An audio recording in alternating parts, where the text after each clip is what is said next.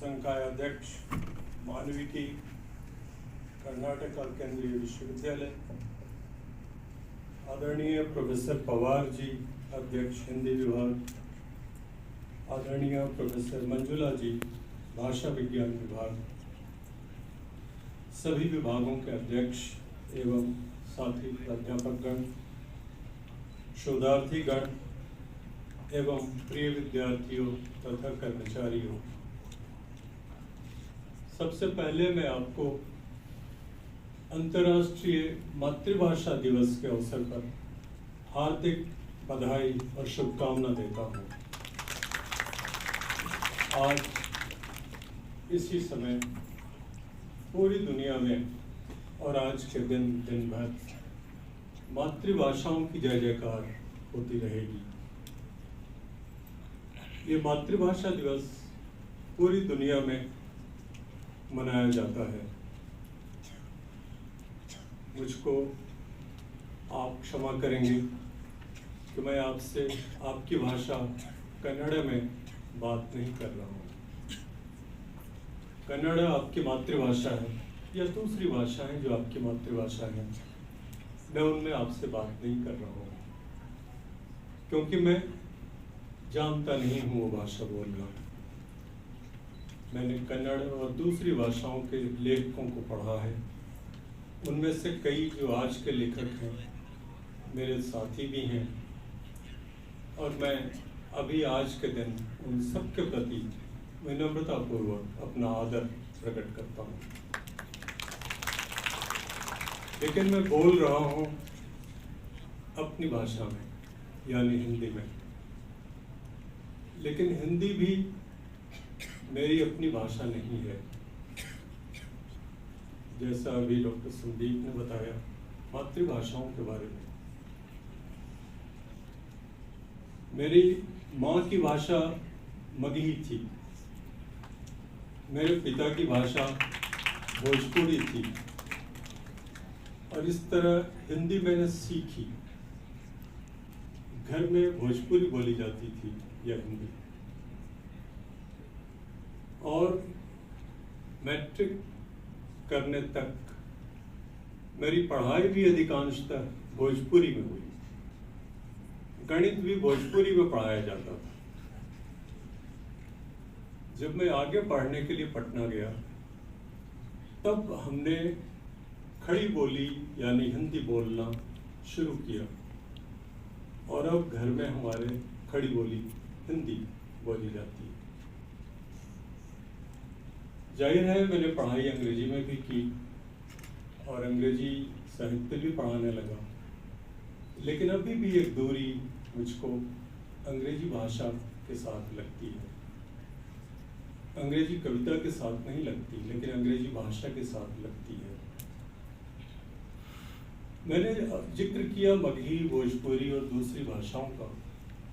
आज का दिन दुनिया की सभी भाषाओं को समर्पित है। ये किसी एक भाषा का दिन नहीं है। दुनिया में जितने लोग हैं, जितनी भाषाएं बोलते हैं, चाहे वो बोलने वाले 1000 लोग हों या 1000 करोड़ लोग हों, सारी भाषाएं महत्वपूर्ण हैं, सारी भाषाएं बराबर हैं। आज का दिन इसी विश्वास को समर्पित है। इसलिए मैं आप सबके साथ दुनिया की सभी भाषाओं के प्रति अपना प्रेम और आदर प्रकट करता हूँ। आज से ठीक 1 साल पहले इन्हीं दिनों मैं ढाका में था। फरवरी के इसी हफ्ते में, और वहाँ शहीद मीनार पर फूल अर्पित करने मैं भी गया था, वहाँ के लेखकों कवियों के साथ। कविता का एक कार्यक्रम था जिसमें मैं गया था, और 21 फरवरी का दिन था, यानी अंतर्राष्ट्रीय मातृभाषा दिवस, और चारों तरफ खुशी थी। चारों तरफ ढोल नगाड़े बज रहे थे, और कवि अपनी कविताओं का पाठ लगातार कर रहे थे 24 घंटा। और एक नारा था, जिस नारे को, बहुत से नारे थे लेकिन उसमें जो सबसे प्रमुख नारा था वो नारा था आमार भाषा आमार स्वाधीनता। ये बंगला है। हमारी भाषा हमारी स्वाधीनता है। स्वाधीनता का अर्थ ही है, हमारी स्वाधीनता का अर्थ है हमारी भाषा। आमार भाषा आमार स्वाधीनता, इस नारे के साथ सारे लोग शहीद मीनार पर गए। अब ये शहीद मीनार जो है बहुत मार्मिक प्रसंग है। आप सब जानते हैं कि देश का विभाजन हुआ 1947 में, भारत बना और पाकिस्तान बना। पाकिस्तान दो हिस्से में था, पूर्वी पाकिस्तान और पश्चिमी पाकिस्तान। पश्चिमी पाकिस्तान में सरकार बैठती थी लाहौर और कराची में, और वहाँ की सरकार ने यह तय किया कि पाकिस्तान की राष्ट्रभाषा उर्दू होगी। जो पूर्वी पाकिस्तान के लोग थे उनकी भाषा बांग्ला थी, उनकी आबादी भी ज़्यादा थी। उन्होंने कहा कि नहीं, राष्ट्रभाषा बांग्ला भी होनी चाहिए, यानी उर्दू भी हो बांग्ला भी हो। लेकिन सरकार ने ये बात नहीं मानी। तब उन्होंने ये भी कहा ठीक है, लेकिन आप पूर्वी पाकिस्तान में बांग्ला को राष्ट्रभाषा होने दीजिए, यहाँ की भाषा या द्वितीय राजभाषा। ये बात भी नहीं मानी। तब वहाँ आंदोलन शुरू हुआ बांग्ला भाषा के लिए। बहुत बड़ा आंदोलन हुआ। धीरे धीरे वो आंदोलन बढ़ता गया और 21 फरवरी 1952 को यह आंदोलन बहुत बड़े आंदोलन के रूप में ढाका विश्वविद्यालय के परिसर में, जैसे आपका ये विश्वविद्यालय है वैसे ही, ढाका इस भारतीय उपमहाद्वीप का छठा सबसे पुराना विश्वविद्यालय है। बहुत सुंदर प्रांगण है उसका। ढाका विश्वविद्यालय के प्रांगण में वहां के विद्यार्थियों ने इस आंदोलन का नेतृत्व किया और पुलिस ने गोलियां चलाई और उसमें 5 विद्यार्थी मारे गए। उन विद्यार्थियों की स्मृति में वहां ये शहीद मीनार बना। बहुत कलापूर्ण और प्रतीकात्मक ये मीनार है। मनुष्यता के इतिहास में यह पहली बार हुआ कि भाषा के लिए, अपनी भाषा के लिए लोगों ने अपनी जान दी। इसके पहले कभी ऐसा नहीं हुआ पूरे मनुष्य के इतिहास में। ये अद्भुत घटना थी। 21 फरवरी 1952, आज 21 फरवरी है। जब बांग्लादेश बन गया और वो भाषा के आधार पर बना, वहां धर्म जाति किसी की कोई भूमिका नहीं थी। वो केवल भाषा के आधार पर बना, अपनी भाषा के लिए, हमारी भाषा हमारा स्वाधीनता। तब संयुक्त राष्ट्र संघ में बांग्लादेश ने एक प्रस्ताव पेश किया। बांग्लादेश का प्रस्ताव ये था कि पूरी दुनिया को अंतर्राष्ट्रीय मातृभाषा दिवस मनाना चाहिए, और इसके लिए बांग्लादेश ने जो दिन बताया वो था 21 फरवरी। यानी 21 फरवरी को संयुक्त राष्ट्र संघ दुनिया के लिए अंतर्राष्ट्रीय मातृभाषा दिवस घोषित करें।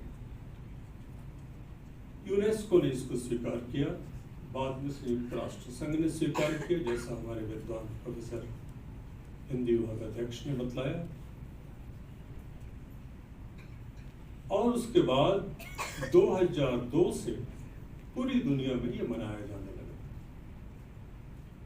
फिर अभी जो दशक चल रहा है 2022 से 2032 तक, ये पूरी दुनिया में जो देशज भाषाएं हैं उनका दशक मनाया जा रहा है, जिसको आप इंडिजिनस लैंग्वेजेस कहते हैं, उनका दशक मनाया जा रहा है।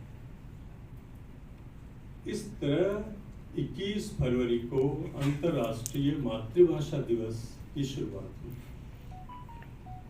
उन 5 विद्यार्थियों के बलिदान के साथ।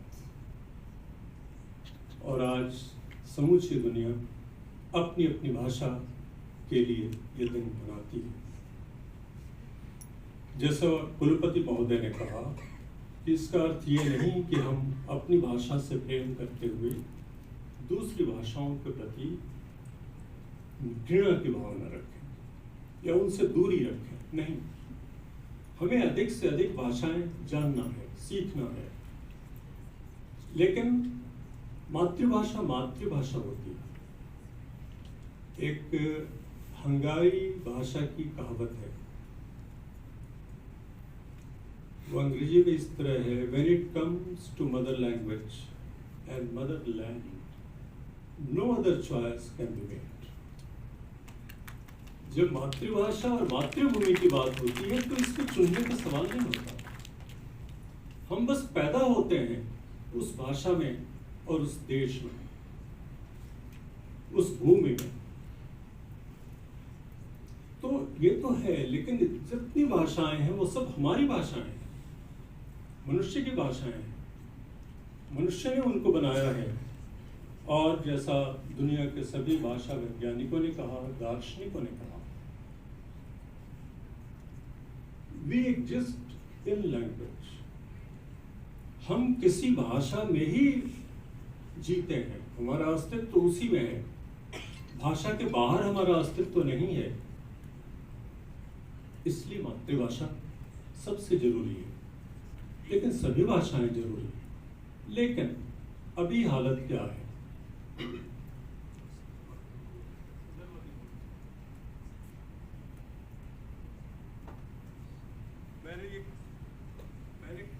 मैंने कहा कि उधर वाली बोतल हमारी है, क्यों कहा? कोई भी बोतल में ले सकता था, लेकिन ये मातृभाषा है। मेरे सामने यही बोतल थी और यही बोतल मैंने खोली थी।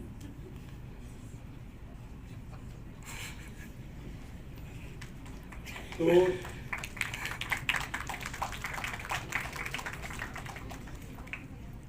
संयुक्त राष्ट्र संघ ने इस पर बहुत बातचीत की, वाद विवाद हुआ, बहुत तरह की बातें हुई, सहमति असहमति, सभी सवालों पर बात हुई। अब अगर हम भाषा के मानचित्र को देखें, एटलस को देखें, भाषा के एटलस को, मानचित्र को, तो अभी कुछ बहुत तकलीफदेह बातें सामने आती हैं। पहली बात तो यह है कि दुनिया में 8000 से कुछ ज्यादा भाषाएं दर्ज की गई, जिनमें आज 7000 भाषाओं का व्यवहार होता है। लेकिन हर 15 दिन पर दुनिया की एक भाषा लुप्त हो रही है। ऐसे तो कुछ पता नहीं चलता, हम सब अंग्रेजी, हिंदी, कन्नड़, तेलुगु सब बोल रहे हैं, मराठी, लेकिन हम नहीं जानते कि हर 15 दिन पर दुनिया की एक भाषा लुप्त हो रही है। ये बहुत चिंता की बात है। जैसे भारत में ही आप देखें, अंडमान निकोबार की भाषाएं, इन पर बहुत काम हुआ। और जवाहरलाल नेहरू विश्वविद्यालय की भाषा वैज्ञानिक मोहतरमा ने, महिला ने, वहाँ जाकर रहकर बहुत काम किया और उनकी कई किताबें भी इस पर हैं, जिनमें अंडमान और निकोबार की लोक कथाओं का संग्रह भी है। अब अंडमान निकोबार की भाषाएं, कई भाषाएं या तो लुप्त हो गई या लुप्त होने के कगार पर हैं, जो वहाँ के मूल बाशिंदा लोगों की भाषाएं हैं, जैसे सेंटिनल लोगों की भाषा। तो क्योंकि उनके बोलने वाले धीरे धीरे घटते जा रहे हैं, और घटते घटते दुनिया की कुछ भाषाएं ऐसी हैं जिनके बोलने वाले बस 10 रह गए, 20 रह गए, और धीरे धीरे वो भाषा खत्म हो जाएगी। तो आज का दिन हमको जागरूक करता है कि चाहे जैसे भी हो, हम उन लोगों को बचाएं और उन भाषाओं को बचाएं। अब वो एक भाषा के मरने का क्या अर्थ? एक भाषा के मरने का अर्थ है कि एक पूरी सभ्यता, एक पूरी संस्कृति समाप्त हो गई। क्योंकि आपकी भाषा में जो शब्द हैं, जो व्यवहार के शब्द और पद हैं, वो केवल शब्द नहीं है, उनके साथ पूरा जीवन है, पूरा संस्कार है, पूरी संस्कृति है। तो उस संस्कृति की रक्षा के लिए जरूरी है कि उन भाषाओं को बचाया जाए, उन लोगों को बचाया जाए। तो एक तो ये कारण है बहुत बड़ा। दूसरी बड़ी बात यह है, और आप सब अपने अनुभव से जानती होंगी, कि आज भारत में भी ज्यादा जोर अंग्रेजी पर है। अंग्रेजी जानना चाहिए, और अंग्रेजी उतना ही अच्छा जानना चाहिए जितना अच्छा कोई अंग्रेज जानता है। लेकिन इसका ये अर्थ नहीं कि हमारी अपनी भाषाएं दब जाएं या उनका स्थान अंग्रेजी ले ले। संयुक्त राष्ट्र संघ के मुताबिक आज पूरी दुनिया में 49% भाषाओं का व्यवहार शिक्षण के लिए नहीं होता, यानी लगभग आधी भाषाओं का इस्तेमाल पढ़ाने के लिए नहीं होता। और कुछ जगहों पर तो ये 90% भाषाओं का व्यवहार नहीं होता। यानी स्कूल की पढ़ाई से लेकर और आप जो विश्वविद्यालय में हैं और उससे आगे की पढ़ाई, शोध, ये सब अपनी भाषा में नहीं होता। ये बहुत दुखद है। जैसे हमने शुरू में कहा कि बांग्लादेश की आज़ादी की लड़ाई भाषा के लिए लड़ी गई, आमार भाषा, आमार स्वाधीनता। वैसे ही आप थोड़ा सा गौर करें अपने देश की आज़ादी की लड़ाई पर। अपने देश की आज़ादी की लड़ाई भी मातृभाषाओं में लड़ी गई। गांधी जी की भाषा गुजराती थी, नेताजी सुभाष चंद्र बोस की भाषा बांग्ला थी, जवाहरलाल नेहरू की भाषा कश्मीरी और उर्दू थी।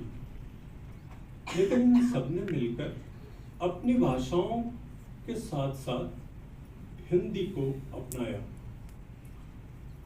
गांधी जी, नेहरू, सुभाष चंद्र बोस, सरदार पटेल, ये सब बहुत ही अच्छी अंग्रेजी जानते थे। और गांधी जी के बारे में तो कहा जाता है कि वो दुनिया के 10 सबसे अच्छे गद्य लेखकों में थे अंग्रेजी के। लेकिन काम किया उन्होंने गुजराती में। और आखिरी जो उनके प्रवचन हैं जीवन के अंतिम दिनों के, जो 2 बृहद खंडों में प्रकाशित हैं, वो उन्होंने हिंदी में दिए सारे प्रवचन। तो ये लड़ाई आज़ादी की जो हमने लड़ी, हमारे पूर्वजों ने लड़ी, वो अपनी अपनी भाषाओं में लड़ी। यहां तक कि वैज्ञानिकों ने, देश के सबसे बड़े जो वैज्ञानिक हुए, उन्होंने भी अपना काम अपनी भाषा में किया।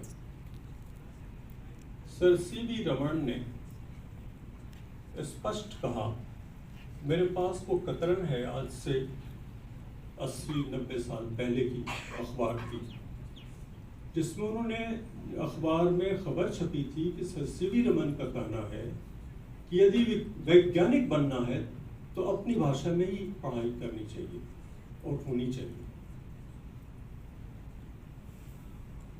जगदीश चंद्र बसु, उनकी भाषा बांग्ला थी, उन्होंने काफी काम बांग्ला में किया। जगदीश चंद्र बसु पढ़ने के लिए विलायत गए, वहां से लौटे और वापस अपने कॉलेज में आए, यूनिवर्सिटी में आए पढ़ाने के लिए। उन्होंने देखा कि उनको जो तनख्वाह मिलती है वो कम मिलती है, और जो अंग्रेज प्रोफेसर हैं उनको तनख्वाह, सैलरी ज़्यादा मिलती है। जगदीश चंद्र बसु को पैसे से मतलब नहीं था, लेकिन ये था कि मैं चूंकि भारतीय हूँ और हमारी चमड़ी का रंग उनकी चमड़ी के रंग से अलग है, इसलिए हमको कम पैसा दिया जा रहा है, जबकि वो दुनिया भर में मशहूर हो चुके थे। जो काम मार्कोनी ने किया वो काम भी उन्होंने किया था। तो उन्होंने कहा कि भाई हमारी तनख्वाह भी इतनी तो होनी चाहिए, अगर ज्यादा नहीं होगी तो। लेकिन उन्होंने इनकार किया, अंग्रेजों ने, हुकूमत ने इनकार किया। तब उन्होंने नौकरी छोड़ दी और उन्होंने अपना संस्थान शुरू किया, जो भारत का पहला देशी विज्ञान का संस्थान है। वहीं से भारत में विज्ञान के संस्थानों की शुरुआत होती है, जिसको अंग्रेजी में कहा गया था बोस इंस्टीट्यूट ऑफ साइंसेस। और जगदीश चंद्र बोस ने वो संस्था स्थापित की। उन्होंने अधिकतम काम बांग्ला में किया, लेकिन उस संस्थान को स्थापित करना बहुत मुश्किल था उस समय। सरकार से कोई मदद मिलनी नहीं थी, पैसे थे नहीं, तो क्या किया जाए। तो पहला जो दान मिला वो गुरुदेव रविन्द्रनाथ ठाकुर से मिला। एक कवि ने विज्ञान की पढ़ाई के लिए और स्वाधीनता और मस्तिष्क की स्वाधीनता के लिए, भाषा की स्वाधीनता के लिए, विज्ञान के लिए, मस्तिष्क की स्वाधीनता के लिए 10,000 रुपये उस समय दान किए। ये पहला दान मिला उन्हें। और जब उसका उद्घाटन समारोह हुआ, तब आचार्य जगदीश चंद्र बसु ने घोषणा की कि आज मुझको उद्घाटन समारोह में अब तक का अंतिम दान मिला है। और वो अंतिम दान महाराष्ट्र के एक शहर के विद्यालय की छात्राओं ने अपना दिन के भोजन का पैसा बचाकर भेजा था। अब सोचिए, इस तरह भारत में देशी विज्ञान की पढ़ाई शुरू हुई और देशी भाषा का महत्व हुआ। आचार्य जगदीश चंद्र बसु, आचार्य एस.एन. बसु, सी.वी. रमण, ये सारे वैज्ञानिक अपनी भाषा के पक्ष में थे। बाद में जो बड़े वैज्ञानिक हुए एस्ट्रोफिजिक्स में, खगोल शास्त्र में, आचार्य नार्लिकर, जयंत विष्णु नार्लिकर, पुणे में अभी बहुत ही वृद्ध हो गए हैं। उन्होंने प्रोफेसर हॉयल के साथ काम किया था एस्ट्रोफिजिक्स में। उन्होंने मराठी में किताबें लिखी विज्ञान की, और हिंदी में भी 3 किताबें लिखी, लेकिन काफी किताबें उन्होंने मराठी में लिखी। अब आप देखिए, यह आज़ादी की लड़ाई से लेकर अभी तक अगर हम देखें, तो आज पाते हैं कि आज हम खुद अपनी भाषाओं का सम्मान नहीं करते, हम खुद अपनी भाषाओं से प्रेम नहीं करते। हमारे यहाँ बहुत से संस्थान हैं, और ये संस्थान बहुत बड़ी संख्या में वैज्ञानिक या विज्ञान को जानने वाले लोग या तकनीक को जानने वाले लोग पैदा करते हैं, और ये बहुत पैसा भी कमाते हैं। लेकिन आजाद भारत में हमने इतने बड़े वैज्ञानिकों को पैदा किया, जैसे सी.वी. रमण और जगदीश चंद्र बसु। उसका एक कारण है अपनी मातृभाषा में विज्ञान की शिक्षा का नहीं होना। कहा जाता है कि महाराष्ट्र ने सबसे ज्यादा बड़े क्रिकेट खिलाड़ी दिए। इस पर एक बहुत सुंदर चुटकुला है। चुटकुला यह है कि महाराष्ट्र ने इतने ज्यादा बड़े क्रिकेट खिलाड़ी इसलिए दिए कि वहां क्रिकेट भी मराठी में खेला जाता है। यानी जब आप क्रिकेट मराठी में खेलेंगे तो ज्यादा बड़े खिलाड़ी होंगे, अंग्रेजी में खेलेंगे तो आप अंग्रेजों को क्या है। तो ये एक दिलचस्प बात क्रिकेट के बारे में भी है। तो इसीलिए संयुक्त राष्ट्र संघ ने तय किया कि हम आज के दिन बांग्लादेश में जो भाषा आंदोलन हुआ, जो लोग शहीद हुए, उनकी स्मृति में आज के दिन को अंतर्राष्ट्रीय भाषा दिवस, मातृभाषा दिवस के रूप में मनाएं। अब आप देखिए कि आज जो 2024 में ये मनाया जा रहा है उसका एक खास विषय है। विषय है अपनी भाषा में शिक्षा। अब यहाँ ये दिया हुआ है अंग्रेजी में, multilingual education is a pillar of intergenerational learning, is the pillar of होना चाहिए। मल्टीलिंगुअल, एक साथ कई भाषाओं में पढ़ाई, लेकिन उसने एक सूत्र दिया संयुक्त राष्ट्र संघ ने, भारत की वर्तमान सरकार ने उसको स्वीकृति दी और उसके आधार पर जो उन्होंने शिक्षा नीति बनाई वो बहुत महत्वपूर्ण है। संयुक्त राष्ट्र संघ ने ये कहा और आज का दिन उसी विषय को समर्पित है, इसलिए हमको इसको याद करना चाहिए कि शुरू की पढ़ाई मातृभाषा में हो, 5वीं कक्षा के बाद दूसरी भाषा आए और फिर अन्य भाषाएं आए, कई आए, लेकिन शुरुआती पढ़ाई मातृभाषा में होनी चाहिए। यहाँ ठीक उल्टा है, हमारे यहाँ शुरुआती पढ़ाई ही अंग्रेजी से शुरू होती है। ठीक है, अंग्रेजी अच्छी से अच्छी जाननी चाहिए, लेकिन शुरुआती पढ़ाई अपनी भाषा में होनी चाहिए। मैं जहाँ से का रहने वाला हूँ वहाँ भी अंग्रेजी माध्यम के विद्यालय बहुत हैं, गांव-गांव में हैं। और हमारी तरफ तो मैं अपने गांव की तरफ जा रहा था तो देखा कि एक पट्ट लगा हुआ है, saint Bajrangbali English medium school. तो मुझको लगा कि भाई ये जो मोह है अंग्रेजी से, ये कितना ज़्यादा फैल चुका है, बैठ चुका है। और गांव में जो वो बच्चों को लेकर माताएं हमसे हमारे पास आती हैं, जब उनको मालूम होता है कि मैं अंग्रेजी पढ़ाता हूँ, विश्वविद्यालय में पढ़ाता हूँ, तो खास तौर से कि कुछ बता दीजिए कि इसकी अंग्रेजी कैसे अच्छी हो। मैं समझ सकता हूँ इस बात। इसका मूल कारण ये है कि हमने जो समाज बनाया है, ये समाज अभी भी अनेक तरह के भेदों पर आधारित है। जाति का भेद, संप्रदाय का भेद, लेकिन सबसे ज्यादा अमीरी और गरीबी का भेद। बिना अंग्रेजी जाने आज भारत में भी नौकरी मिलना मुश्किल है। आज हमारे न्याय की भाषा हमारी भाषा नहीं है। भारत उन थोड़े से देशों में है दुनिया के, एक महान देश है ये, लेकिन यहाँ न्याय की भाषा अंग्रेजी है।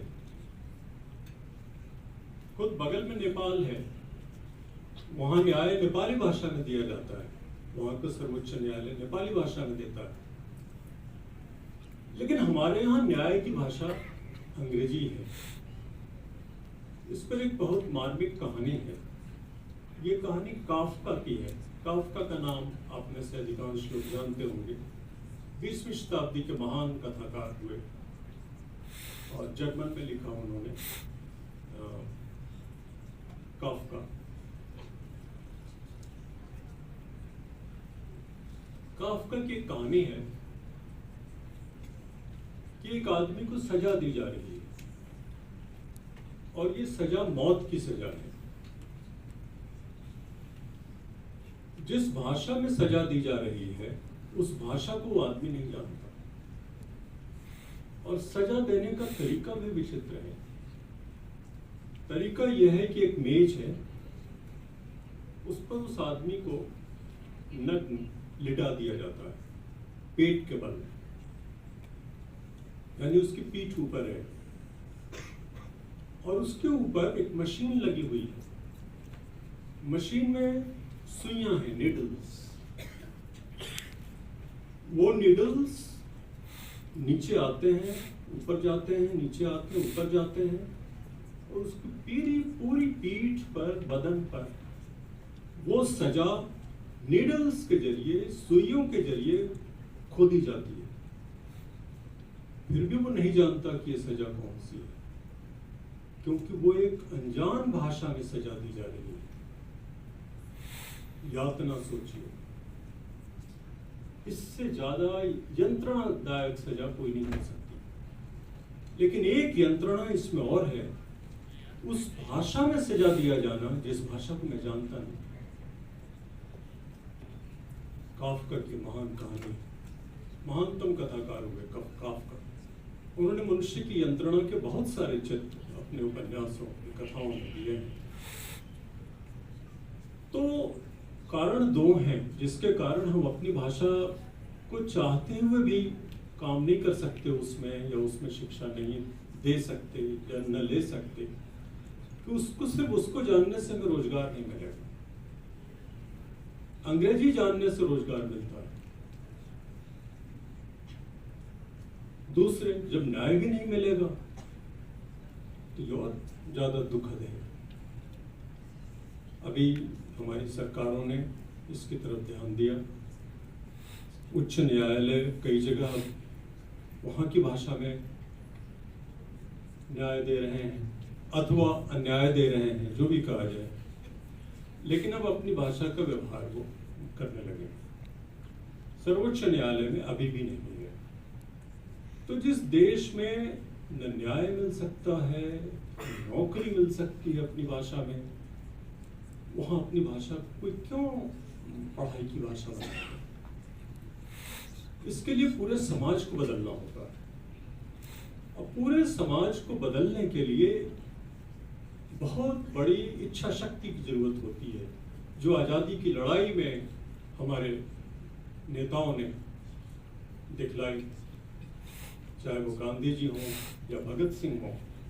अब भगत सिंह इतनी कम उम्र में उनको फांसी की सजा हुई, आप सब जानते हैं।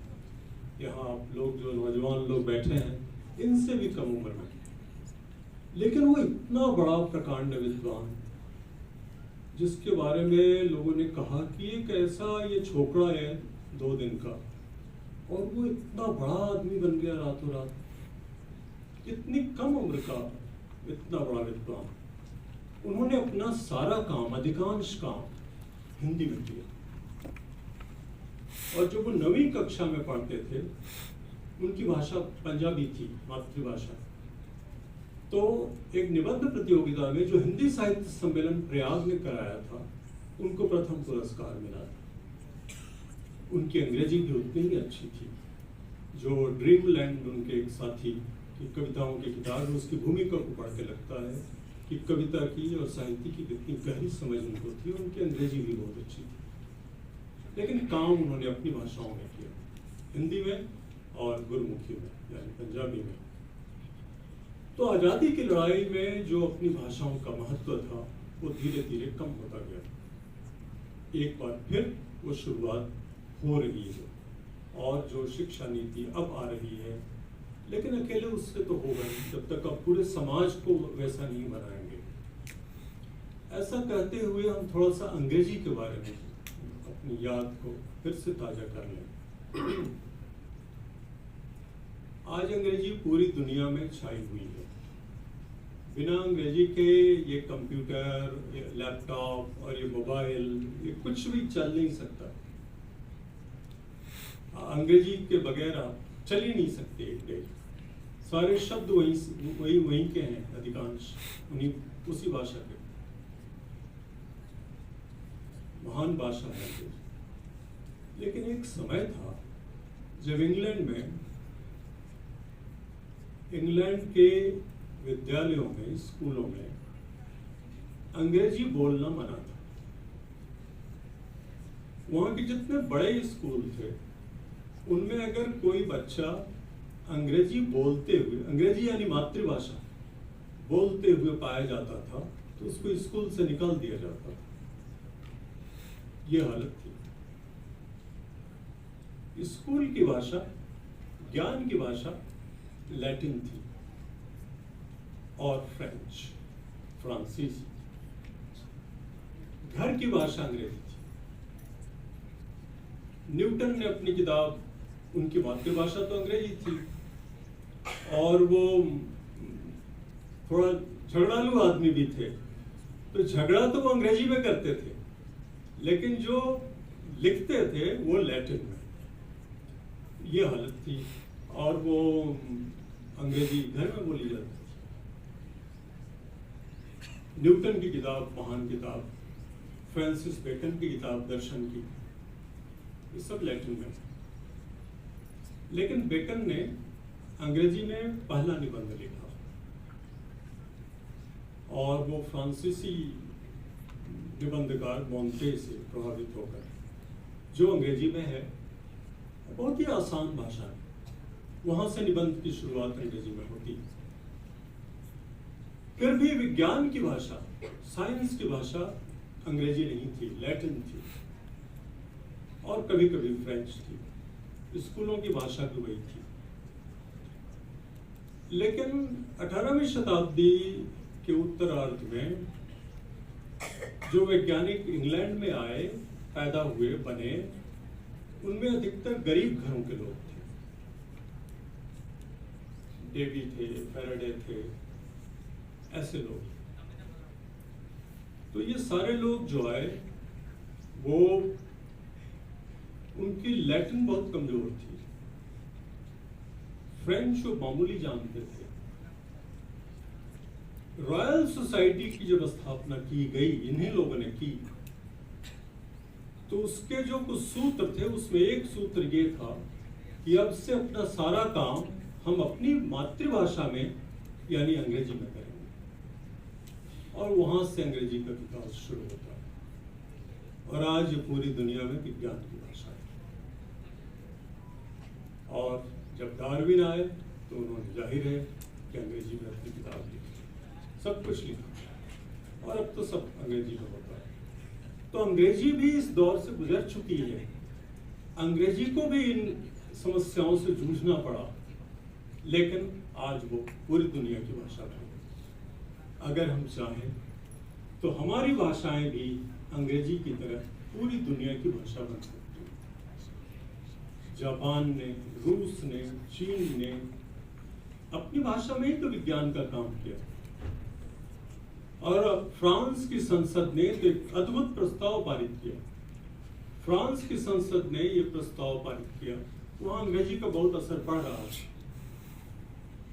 कि सरकारी कामकाज में अगर कोई अमेरिकनीज का व्यवहार करता हुआ पाया जाएगा, इंग्लिश के बदले उन्होंने अमेरिकनीज लिखा, क्योंकि अमेरिका मतलब अंग्रेजी, तो उसको सजा दी जाएगी। सोचिए, अपनी भाषा की शुद्धता को बचाने के लिए कितनी कोशिश फ्रांस की संसद ने की, जो अंग्रेजी ने भी की। अंग्रेजी पढ़ते पढ़ते आज यहाँ तक आ गई। लेकिन अंग्रेजी के बढ़ने का एक कारण लेन देन है, सब जगह से लेना और सबको देना। बिना लेन देन के आप आगे नहीं बढ़ सकते। जैसा दुनिया के पहले उपन्यासकार सर्वेंटीज ने कहा, it takes all to make the world. बिना सबको साथ लिए दुनिया नहीं बन सकती। आप कटघरे में नहीं रह सकते, न किसी को रख सकते हैं। तो इसलिए भी आज के दिन का महत्व है कि हम अपनी मातृभाषाओं को समझें, उनके महत्व को समझें और उनके साथ आगे बढ़ें। अब ये जो इसमें एक पद है इंटरजेनरेशनल लर्निंग, ये बहुत महत्वपूर्ण है। हमारे घरों में, गांव में अभी भी बहुत से लोग हैं पहले की पीढ़ी के, जो पढ़े लिखे नहीं हैं। अगर हम उनकी भाषा छोड़ देंगे तो जो ज्ञान उनके पास है उससे हम लाभान्वित नहीं होंगे, वो ज्ञान छूट जाएगा। तो जब हम अपनी भाषा में पढ़ाई करते हैं तो हम उनको भी शामिल करते हैं, यानी कई पीढ़ियां एक साथ मिलकर पढ़ाई करती हैं, और तब वो समाज बहुत विकसित समाज होता है। आखिर में मैं एक छोटी सी कहानी आपको सुनाता हूँ। ये कहानी है अफ्रीका की। अफ्रीका और लातिनी अमेरिका वो देश हैं, वो महादेश हैं जहाँ की अपनी भाषाएं लगभग नष्ट हो चुकी हैं। और अंग्रेजी में, स्पेनी में, पोर्चुगीज में वहाँ के लोग लिखने लगे, लिखते हैं। आप सब जानते हैं वोलेसन का चिन्ह ऐसे देखो। लेकिन एक उपन्यासकार वहाँ अंगूगी भी हुए, कीनिया के, जिन्होंने अंग्रेजी में लिखना छोड़ दिया। उन्होंने कहा कि नहीं, मैं अपनी भाषा में लिखूंगा, किकीऊ में। लेकिन उनको कम लोग जानते हैं, इसलिए कि उन्होंने बाद में सारा लेखन किकीऊ में किया। तो ये भी एक विरोध है, प्रदर्शित करना है और अपनी भाषा के प्रति प्रेम प्रकट करना है। उसी अफ्रीका महादेश की एक छोटी सी कथा मैं आपको सुना रहा हूँ। हुआ ये कि कोई आदमी जो बहुत शक्तिशाली पैसे वाला था, वो गया वहाँ उस गांव में, सभी बच्चों को बुलाया और कहा कि देखो ये पेड़ है, तुम लोग यहाँ हो, दौड़कर उस पेड़ तक पहुंचना है और इतना इनाम है, जो सबसे पहले पहुंचेगा उसको ये सारा इनाम दिया जाएगा। बहुत सी खाने की चीजें, पोशाक, पैसे, सब कुछ। सारे बच्चे इकट्ठा हुए। अब था कि कौन सबसे पहले पहुंचता है। तो वो लोग इकट्ठा थे, दुनिया भर की वो टेलीविजन के कैमरे और सारा कुछ सब लगा हुआ था, तो देखें क्या होता है। तो उन बच्चों ने क्या किया कि वो 2 डेग पीछे हटे, जो लाइन खींची हुई थी उससे 2 डेग पीछे हटे। सबने एक दूसरे का हाथ थाम लिया और सब एक साथ दौड़े और एक साथ वहां पहुंचे, यानी सब जीते, कोई हारा नहीं। कोई सबसे पहले नहीं पहुंचा, कोई सबसे आखिर में नहीं पहुंचा। लोगों ने पूछा कि तुम लोगों ने ऐसा कैसे क्यों किया? तो उन्होंने एक शब्द कहा, उबंतु, UBUNTU, उबंतु, यानी सब जीते। एक की जीत किसी की जीत नहीं होती, सबकी हार होती, इसलिए सब जीते। हमारा समाज ऐसा हो जिसमें उबंतु, सब जीते, कोई भेद न हो, बराबरी हो और सभी भाषाएं एक साथ जिए और जीतें, किसी एक भाषा की विजय न हो। तो आज के दिन मैं आप सबको बांग्लादेश के 5 महान शहीदों की स्मृति को नमन करते हुए मैं फिर एक शब्द दोहराता हूं, उबंतु, उबंतु।